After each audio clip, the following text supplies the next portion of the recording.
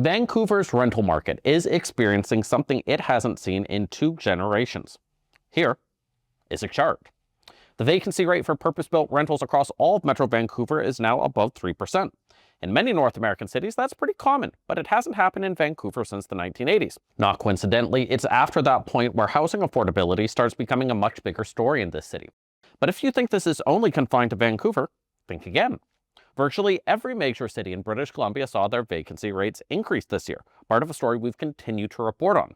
With more supply coming on board and decreases in temporary residents, the market is doing what you would expect it to do. We have seen 2 years now of consistent declines in asking rents, and across the country, BC is leading in terms of our declines in asking rents in communities all over. The government is pleased with its progress, though it should be tempered with a couple of facts.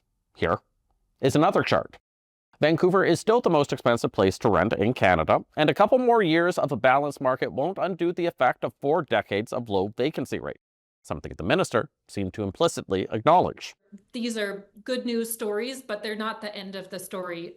There's more to do, and I'm keen to keep seeing us taking action on all of these fronts. So what happens next?